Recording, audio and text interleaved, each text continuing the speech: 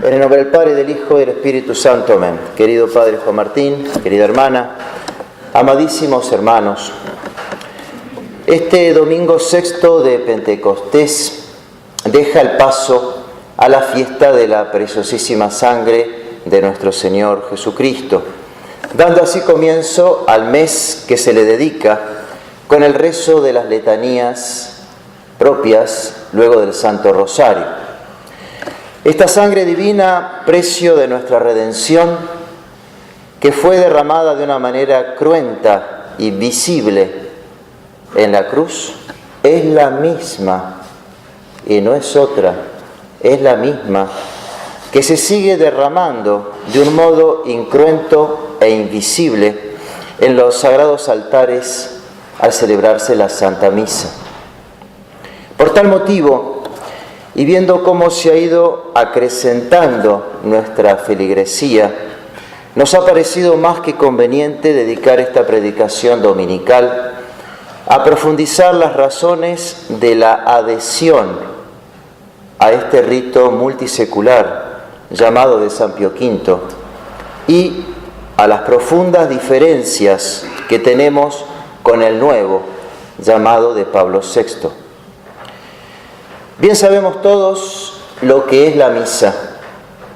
Así pues, el catecismo nos enseña que es el sacrificio del cuerpo y de la sangre de nuestro Señor Jesucristo en nuestros altares, bajo las especies de pan y vino, en memoria del sacrificio de la cruz, siendo sustancialmente el mismo, en cuanto a que el mismo Jesucristo que se ofreció en la cruz es también el que se ofrece por mano de los sacerdotes, sus ministros, sobre nuestros altares, difiriendo solamente en cuanto al modo, a saber, derramando su sangre y mereciendo por nosotros en la cruz, y sin derramamiento y aplicando sus méritos en los altares, en la misa.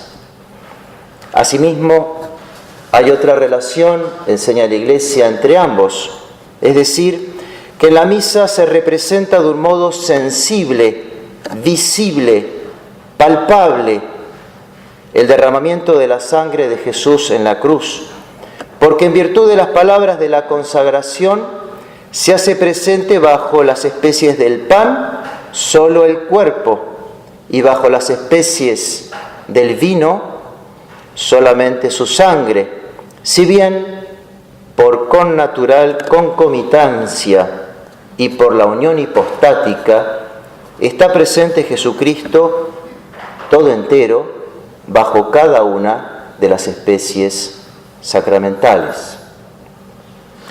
Nuestro Señor es a su vez víctima y ministro de su sacrificio.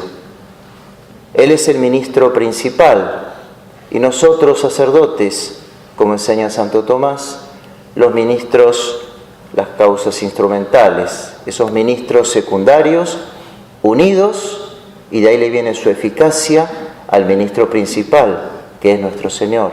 Él habla a través de nuestra boca, de nuestra lengua.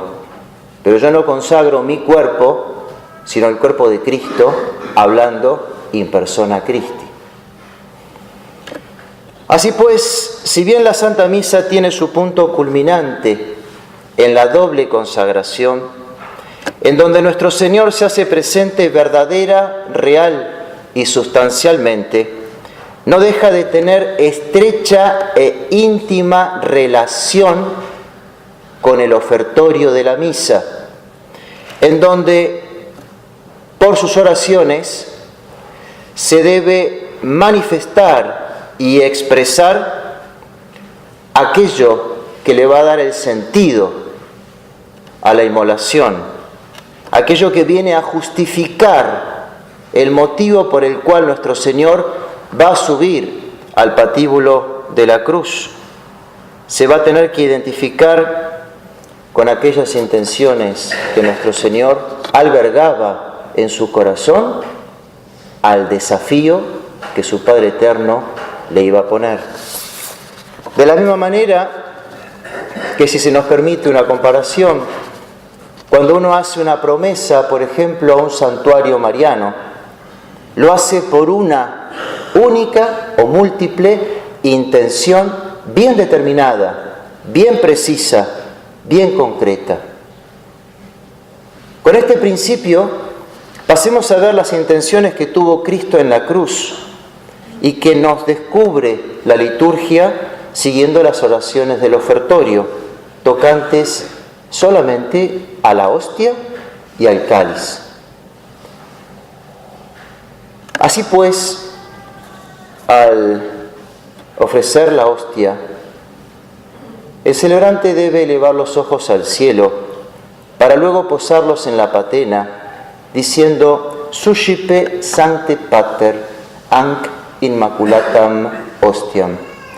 Recibe, Padre Santo, esta hostia inmaculada, que yo, indigno siervo tuyo, te ofrezco a ti, mi Dios vivo y verdadero, por mis innumerables pecados, ofensas y negligencias, y por todos los circunstantes, y por todos los fieles cristianos, vivos y difuntos.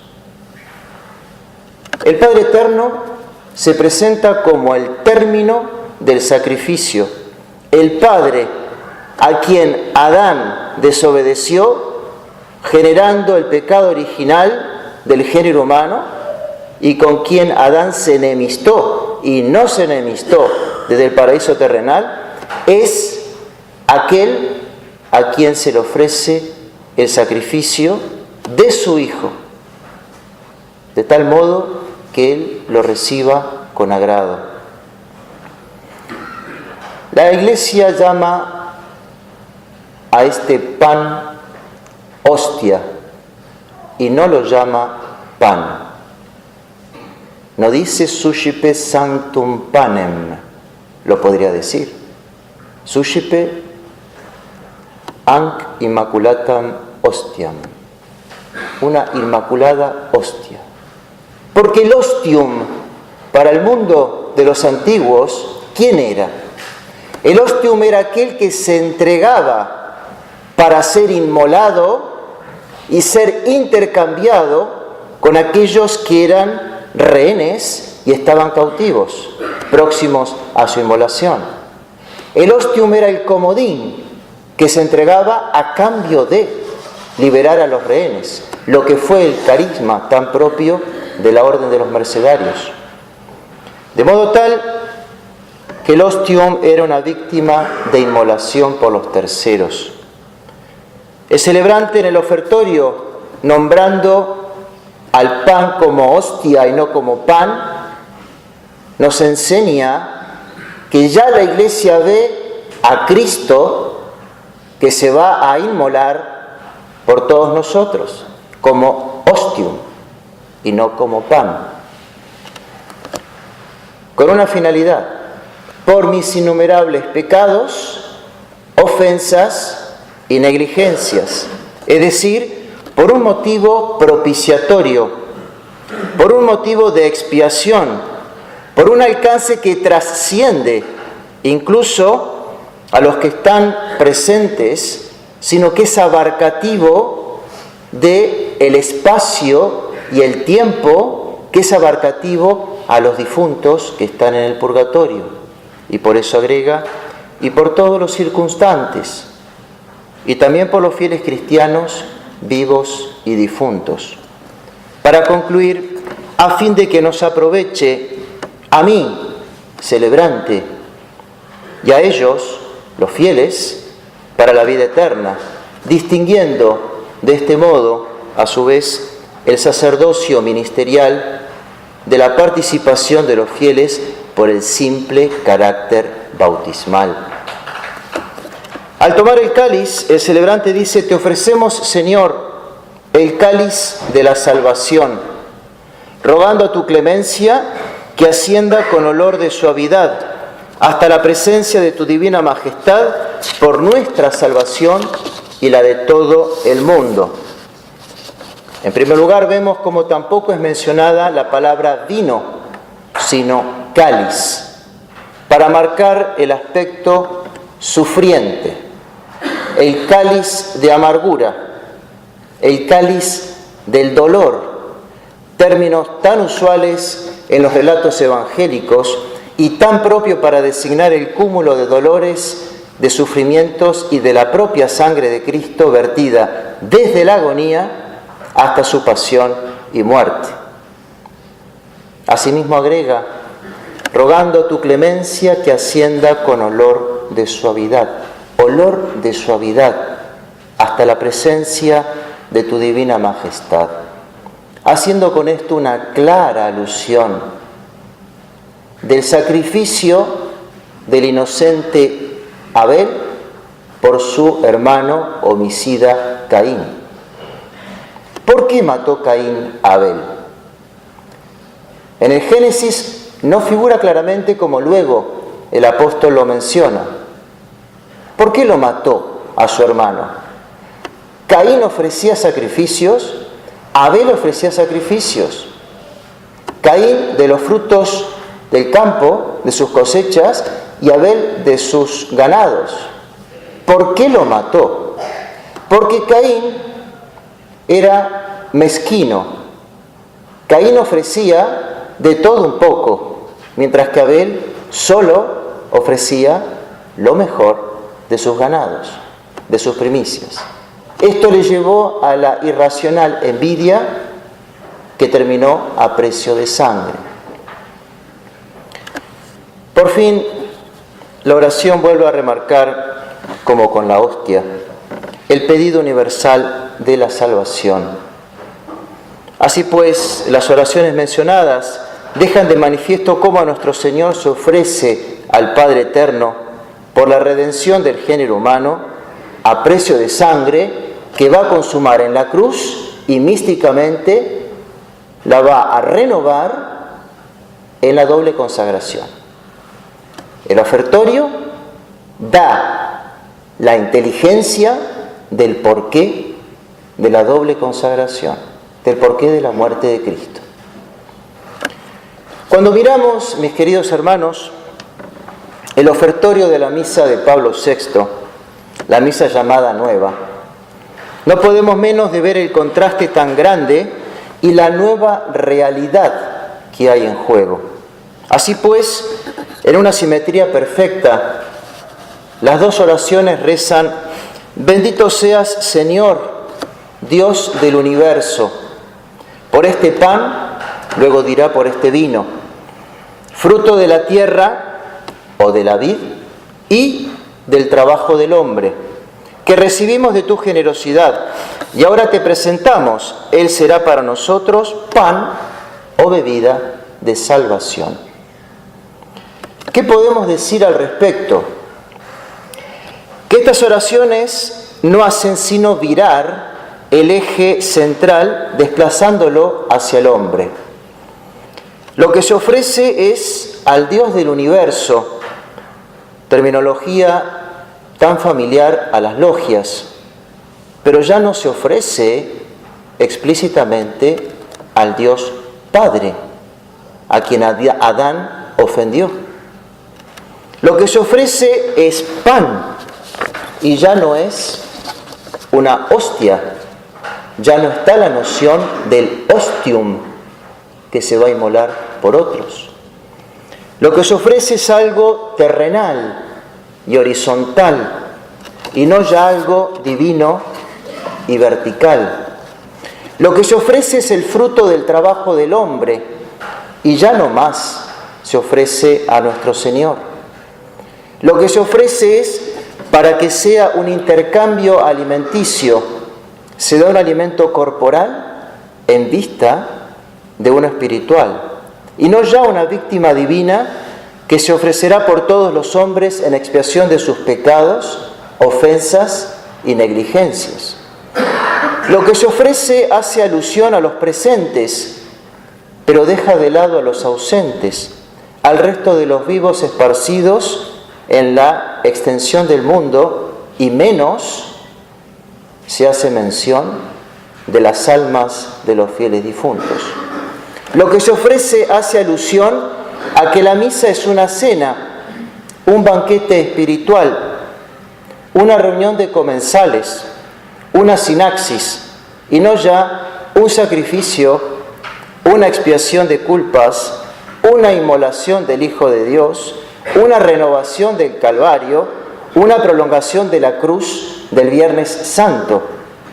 De ahí que el celebrante esté de cara al resto de los invitados y no de cara hacia la cruz, versus orientem, tanto él como el pueblo cristiano. De ahí que tenga un marcado papel de animador, en vez de desaparecer de la mirada de los fieles. De ahí que celebre sobre una mesa, sin reliquias, con un solo mantel, y no ya sobre un altar en donde hay reliquias de mártires. Mis queridos hermanos, si la misa es una prolongación del sacrificio de la cruz de nuestro Señor, si la misa es una renovación de su sacrificio expiatorio, si solo hay un único sacrificio, el del Viernes Santo, y este guarda una unidad y una identidad esencial con la Santa Misa, más allá del aspecto cuantitativo.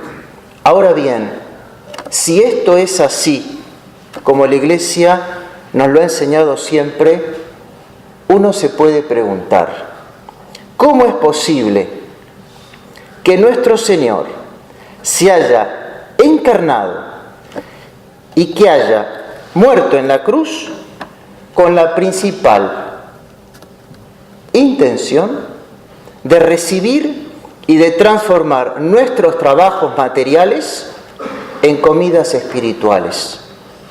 ¿Cómo es posible que se inmole nuestro Señor en la doble consagración por una razón tan insignificante y tan ajena a la expiación de los pecados, del primero como del último, que se cometerá hasta el fin del mundo, con una noción tan ajena a la redención del género humano? ¿Cómo es posible todo esto? Amadísimos hermanos, más allá de que en la misa nueva haya consagración y pueda ser válida, aunque en más de un caso lo podemos dudar por la deficiencia de la materia, de la forma, del tono narrativo, asunto para tratar en otra ocasión, es una misa que no es agradable a Dios. Es una misa cual el sacrificio de Caín, mezquina, y no es pura. Eso es porque, y ustedes lo recordarán, si han visto el video, Un obispo bajo la tormenta. Es por eso que cuando el cardenal Ratzinger lo convoca en nombre del Papa a Monseñor Lefebvre y le dice: Monseñor, ponga su mano sobre este misal, el de Pablo VI, y diga que va a rezar la misa. Y entonces todos los problemas con la fraternidad, desaparecerán. ¿Qué respondió Monseñor? No puedo. No respondió, no quiero. Quiero mantener mis ideas. Por una cuestión de orgullo no voy a dar el brazo a torcer. No dijo eso. No puedo. Porque es un problema de conciencia. La misa nueva, aunque válida, no es buena. Ha dejado de significar su realidad y está imbuida de un espíritu protestante. Basta ver las ceremonias, lo que son.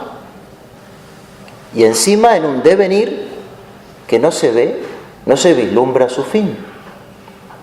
Y si tanto entonces Monseñor como nosotros, sus hijos, estuviéramos equivocados y fuéramos unos exagerados, unos soñadores de pesadillas, cabría la siguiente pregunta: ¿cómo es posible entonces que el cardenal Ottaviani, jefe del Santo Oficio en la época del Papa Pablo VI, y el cardenal Bacci hayan escrito un breve examen crítico del Novus Ordo Missae, que le entregaron al Papa mentado, en el que afirman que el rito que él se proponía promulgar se aparta, cita literal, se aparta de manera impresionante, en conjunto, en cuanto a todo, en detalle, en cuanto a la parte, de la teología católica de la Santa Misa, cual fue formulada en la sesión 22ª del Concilio de Trento, el cual, al fijar definitivamente los cánones del rito, levanta una barrera infranqueable contra toda herejía que pudiera menoscabar la integridad del misterio. Entonces, ¿cómo es posible que esta misa obligue en conciencia, bajo pena de pecado grave, con las deficiencias indicadas y tantísimas otras que se consignan en esa obra y que recomendamos vivamente a las personas que son nuevas que la puedan leer para interiorizarse del problema tan profundo que tiene? No es posible que esa misa obligue en conciencia. Por fin, mis queridos hermanos, la predicación de hoy ha sido un poco más larga de lo común. En cierto modo, si proponemos una charla sobre estos temas, quién sabe si tuviésemos la ocasión de poder hablarle a toda la feligresía y no tan solo a un mínimo grupo reducido. Hemos aprovechado esto porque es necesario que todos tengamos la inteligencia bien esclarecida y podamos dar razones del porqué de nuestra adhesión a este rito multisecular, que llega a los apóstoles mismos, que llega a nuestro Señor, que llega a esos 40 días en su resurrección, cuando se quedó con los suyos, enseñándoles a administrar los sacramentos. Y del porqué de nuestro rechazo al nuevo rito, que no es ni por apegos sentimentales, ni por añoranzas del pasado, ni por barroquismo espiritual o por puras ideologías, como actualmente se podría escuchar. La nueva misa refleja una nueva doctrina. La nueva misa refleja un nuevo sacerdocio, refleja una nueva concepción de la Iglesia que es antropocéntrica. Y por desgracia, es esto lo que hoy vivimos, vemos y padecemos. Que María Santísima, que estuvo al pie de la cruz asistiendo a la misa de su Hijo, aquella que sí fue acepta al Padre Eterno, nos dé las gracias necesarias para asistir y para participar en ella con mayor entendimiento, con mayor piedad y con mayor respeto, para que sepamos valorar, conservar y transmitirla con toda fidelidad. Ave María Purísima.